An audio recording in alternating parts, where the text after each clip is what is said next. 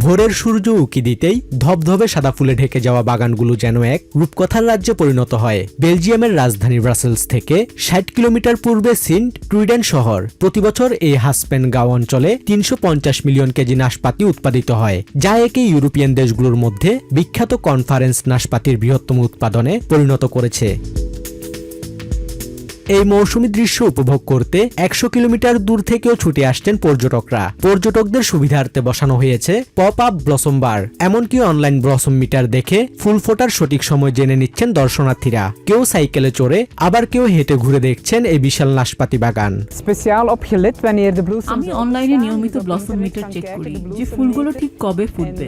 আবহাওয়ারও একটা বড় ভূমিকা আছে। যদি আকাশ পরিষ্কার থাকে আর ফুলগুলোও ফুটে থাকে, তবেই আমরা এখানে আসি। আর এই ব্লসম বারটি আমাদের ভ্রমণের আনন্দ আরো বাড়িয়ে দেয়। En de bloesembaar is ook nog een pluspunt eigenlijk.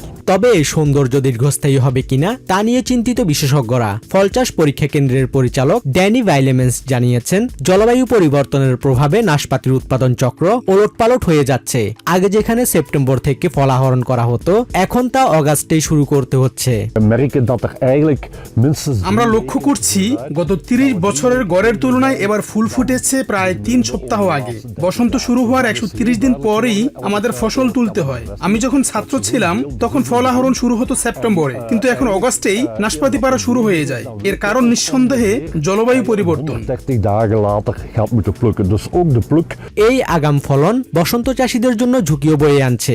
অকাল তুষারপাত, শিলাবৃষ্টি আর দীর্ঘ খরা নাশপাতির ফলন কমিয়ে দিচ্ছে। যখন একদিকে ইউক্রেন যুদ্ধের প্রভাবে বিশ্ববাজারে অস্থিরতা চলছে, তখন এই প্রাকৃতিক দুর্যোগ চাষীদের আয়ে বড় আঘাত হানতে পারে। তবুও হাসপেন গাঁও অঞ্চলের এই পর্যটন খাত স্থানীয় অর্থনীতিতে প্রতি বছর প্রায় ৩৫ মিলিয়ন ইউরোর বেশি অবদান রাখছে। Basudebnath, TVN24 news desk. New York থেকে সম্প্রচারিত TVN24 টেলিভিশন বিশ্বজুড়ে বাঙালির কণ্ঠস্বর।